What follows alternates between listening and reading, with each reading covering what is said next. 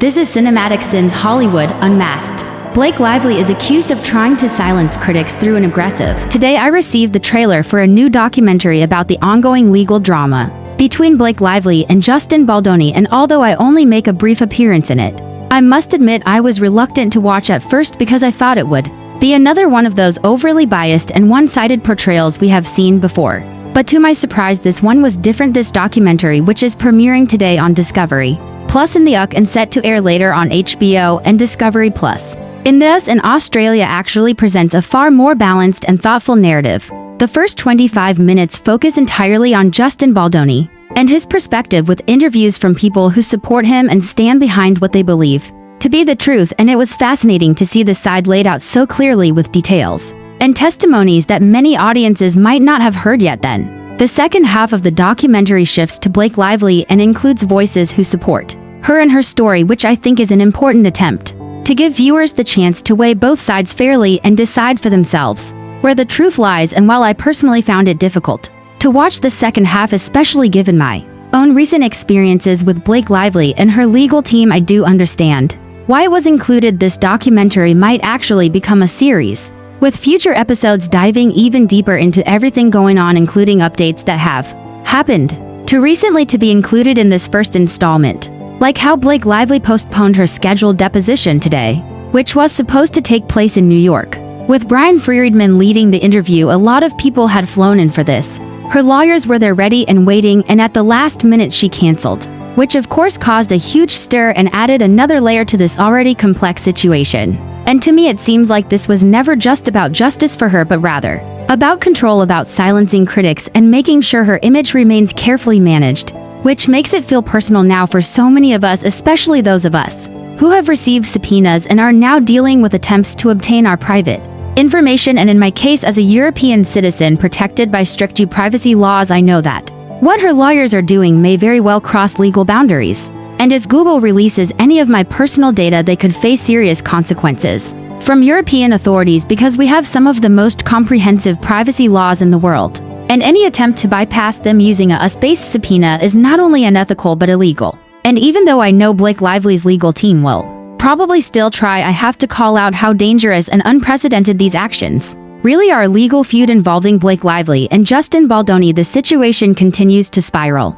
as more information comes to light, particularly regarding the strange and highly controversial tactics used by Blake Lively's legal team, like the subpoenas targeting multiple creators and commentators across platforms. These subpoenas are being widely perceived as a form of intimidation designed to silence voices who have dared to criticize or even just question her actions in the Baldoni lawsuit. What's even more disturbing is that these subpoenas have included attempts to access private data, such as bank records, credit card statements, and personal contact details, which to many of us feels like an egregious violation of privacy and freedom of speech. And when people raise concerns about this on platforms like Reddit, they've been targeted with mass reporting campaigns intended to suppress any support for Justin Baldoni or for the truth in general. I was recently shown a Reddit post from someone who had been mass reported and had their ability to post or message temporarily taken away just for expressing support for Baldoni, but after they appealed, the Reddit admin team reversed the decision because they found no violation of rules. This example highlights a bigger issue in this case, which is the manipulation of online spaces and social discourse by a group of powerful individuals who do not want open debate or criticism.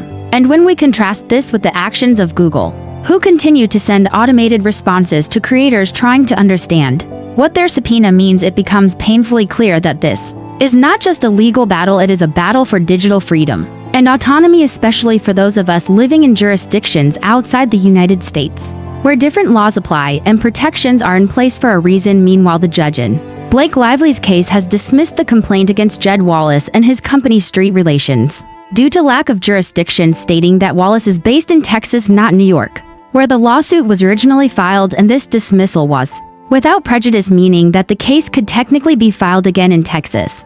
But still, it feels like a small win for truth supporters and for those who have maintained that this entire case is based on fragile premises and not hard evidence. And despite Blake Lively's legal team trying to spin this as a procedural hiccup rather than a substantive defeat, the reality is that they still have not produced any meaningful proof of the claims they've made against Wallace or the rest of us. And the idea that someone like Jed Wallace was paid tens of thousands of dollars per month to create a smear campaign sounds more like a dramatic plot point than something rooted in verified fact, especially when no concrete evidence has been presented to back it up, and this very dismissal was then used as a reason by Blake Lively to once again postpone her deposition, which, as I mentioned earlier, was supposed to take place today. So we know that originally her team filed this complaint back in December for alleged sexual harassment against Justin Baldoni. To speak under oath and tell her side directly and transparently, because the longer she avoids deposition, the more it seems like there's something she doesn't want to come out.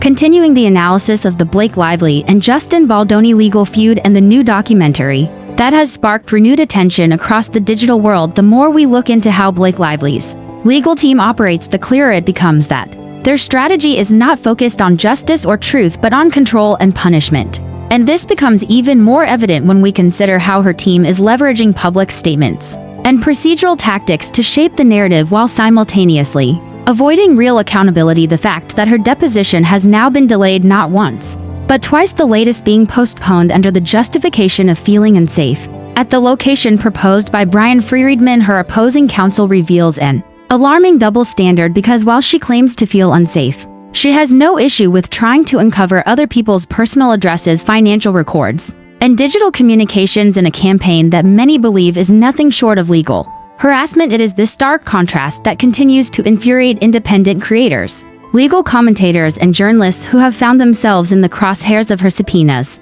especially those living abroad and covered by strong privacy protections, like in Europe, where the General Data Protection Regulation, or GDPR, makes it illegal for companies like Google to share personal data of European citizens in response to United States-based subpoenas without following very specific international legal frameworks. Yet these rules seem to be either misunderstood or ignored by her team as they continue to pressure tech companies for sensitive information under the guise of lawful procedure. And what makes this even more unsettling is that in the public sphere there are still a handful of Blake Lively defenders who choose to twist the narrative, suggesting that creators like myself or other commentators involved in the case are part of some massive conspiracy or smear campaign, when in truth most of us are simply asking questions, sharing analysis, and speaking openly about a legal case that has far-reaching implications for freedom of speech online and the rights of digital creators. Radar Online recently published an article calling out the aggressive tactics used by Blake Lively's legal team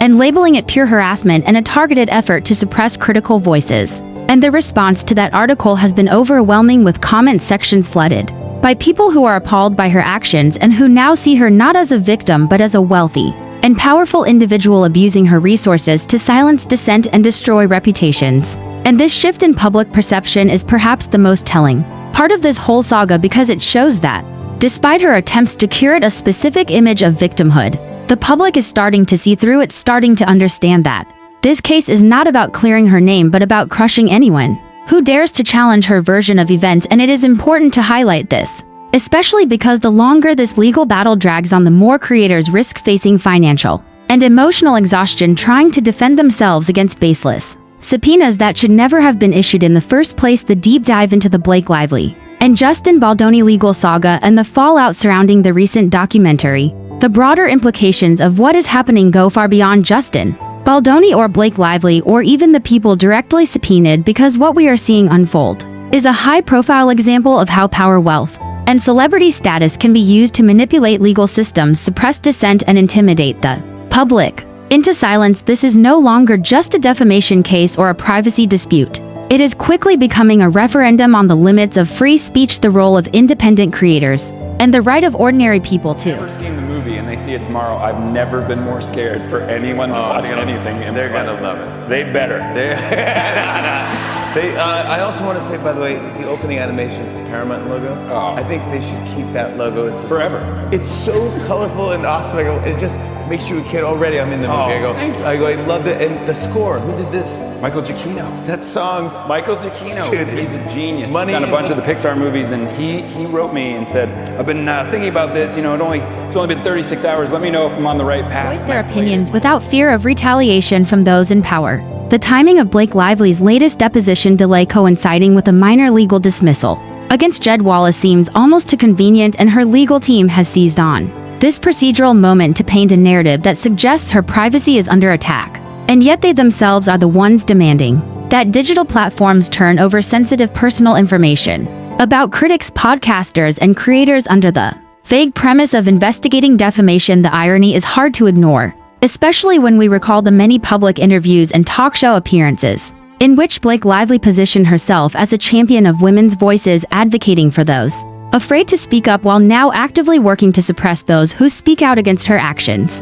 People are not stupid. They remember her saying on Seth Meyers' show that fear is what keeps women silent, yet here she is contributing to that very culture of fear by weaponizing the legal system against mostly independent female creators who do not have access to the same resources or legal muscle. And it is not just about the subpoenas or the court proceedings, it is about the atmosphere of paranoia and censorship that she is helping to create and enforce. And what we see now is an ever-growing number of creators who once operated separately now standing together, supporting one another, and recognizing that this is a battle for more than just a verdict. It is about principles that go to the heart of what it means to speak truth to power and to stand firm in the face of intimidation. And even though the judge in this case dismissed Wallace and his company based solely on jurisdiction, not merit, the response from Blake Lively's legal team was to immediately announce their intention to pursue further legal action, likely in another state, which means this aggressive strategy is far from over. And what is especially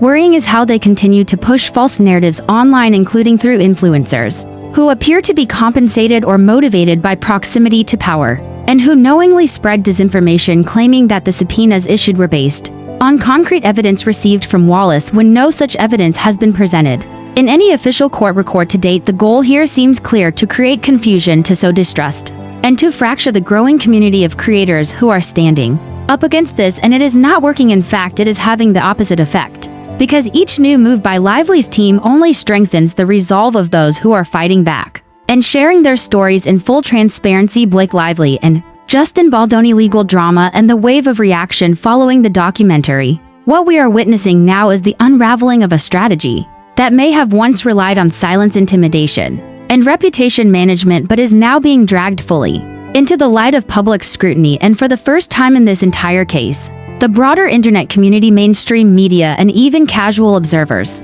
are starting to ask tough questions about what Blake Lively is really trying to achieve and why she continues to delay deposition while aggressively pursuing content creators with legal threats and subpoenas. And the truth is that people are no longer willing to accept vague legal language or claims of victimhood from someone with extraordinary wealth, access, and media influence. Instead, they want transparency, they want honesty, and they want accountability, especially when the stakes are as high as they are now, with creators being forced to defend themselves in court over social commentary protected under the principles of free expression. What makes this even more troubling is the total lack of meaningful engagement from Blake Lively's supporters, who instead of offering real dialogue continue to hide behind talking points and emotional appeals. And as one creator recently pointed out, none of these supporters have agreed to appear on any live discussions or panels to defend their position, which speaks volumes.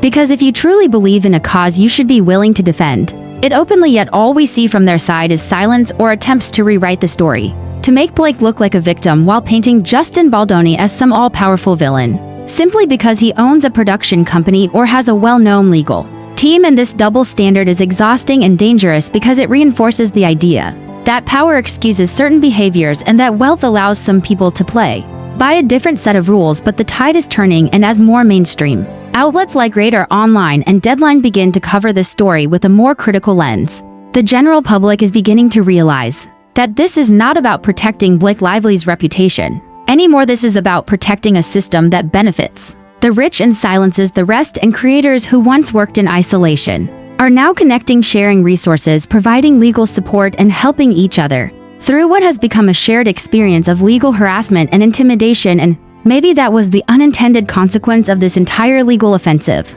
that instead of silencing creators, it brought them together, unified by the common understanding that the only way to push back against unchecked power is to speak louder, stand firmer, and document everything. And that is why the documentary mentioned earlier might actually become a turning point, because it lays out both sides in a way that forces the audience to confront the uncomfortable reality that sometimes the victim narrative we are sold by the media and by legal teams is nothing more than a carefully constructed illusion, and the people actually suffering are not always the ones with the loudest microphones or the most expensive lawyers. They are The ones who dared to ask questions, who dared to speak, and who now face real-world consequences for doing so. So thank you to every creator, podcaster, an independent journalist still standing strong and still telling the truth even when it costs you, because that is how real change begins. It's a thriller on the page, but it's actually a really fun, over-the-top comedic experience in a lot of ways because the characters are so fun. I was working with Paul and Anna. Oh, so great. Anna's just like, she's just a master at what she does, and so just being in the ring with her is This video provides commentary and analysis on public legal filings and statements from representatives. All parties are presumed innocent until proven otherwise. This content is intended for educational and informational purposes under fair use.